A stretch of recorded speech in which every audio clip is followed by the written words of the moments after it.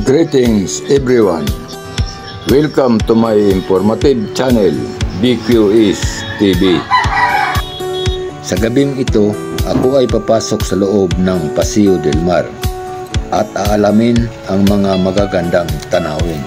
Sa labas ng Paseo del Mar, ito ang ating nakikita. Sa kaliwang bahagi ng Fourth Pillar, ang Paseo del Mar of Zamboanga City. Sa noon, isa lang itong daungang dagat sa mga maliliit na manlalayag na dimotor o pambot. Sa paglipas ng mga taon, isa na itong malawak na espasyo o lugar. Sa kanang bahagi, sa pagpasok natin sa Paseo del Mar, ay ating babaybayin hanggang sa may dulo. Alas 7 pa kami ng gabi nandito at napapansin natin na wala pang masyadong mga tao sa nasabing lugar. Nakikita rin natin ang kagandahan at kalinisan, maging ang daanan at paradahan ng mga sasakyan. Ang establishmentong ito, isang bar na may live band, kaya may mga taong nauna sa lugar at makikita natin mamaya ang kaganapan.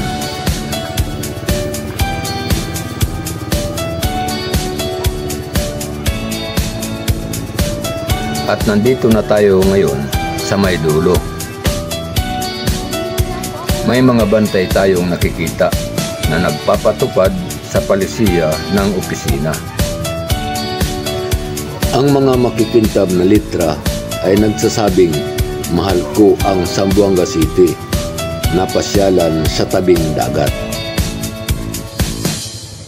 At ito na ang pinakadulo sa Paseo del Mar. Sa loob ng bakod na ito, ang playground o palaruan ng mga kabataan. Ang mga pintuan dito, iba ang pasukan at iba ang labasan. Walang sasakyan nakaparada sa daan at may mga lugar para magparada. Iba ang sa mga 4 na gulong at iba naman ang mga motor.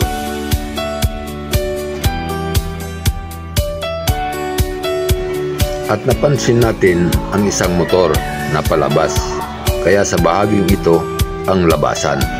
At masasabi ko na ang motor ay hindi nagparada sa lugar.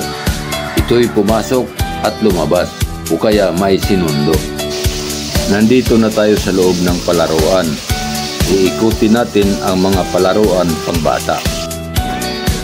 Hindi pa karamihan ang mga bata sa ngayon dahil alas 7:20 pa sa gabing ito.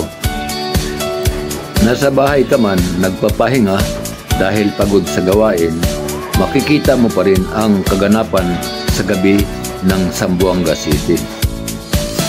Ganon din kahit malayo ka na dahil sa mga pagkakataon o nanirahan na sa ibang lugar, mababawasan ang iyong pananabik na masilayan muli ang siyudad. Sa ganitong pamamaraan, para mo na rin naikot ang buong Zamboanga City kung sundan mo ang aking mga video. At ito naman ang mapilit na ako'y lumabas, ang aking apo. Ang mga kainan na nakita natin kanina na walang tao, ngayon ay marami na.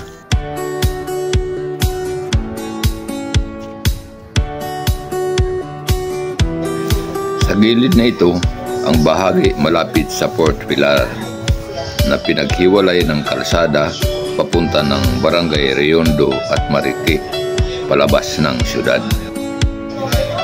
Isa naman itong entablado na pinagdarausan kung may programa.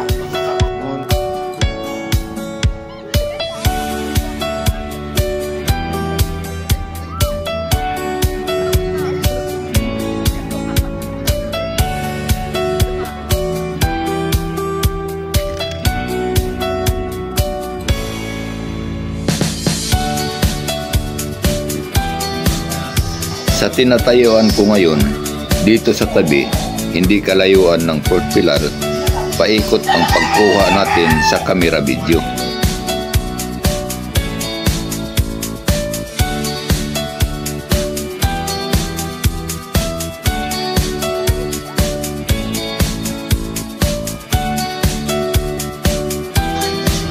Sa bahaging ito ang paradahan ng mga motor na may dadaanan palabas at may bantay sa pintuan. Sa ngayon may live van na, kaya pagmasdan natin.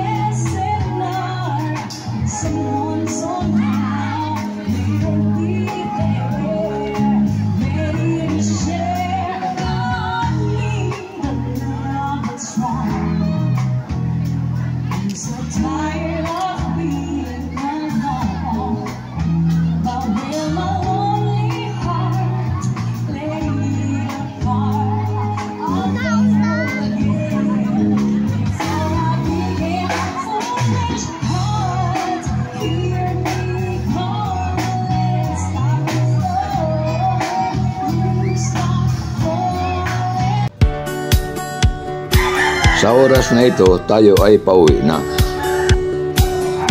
Hanggang dito na lang. Salamat sa panonood at abala. And God bless us.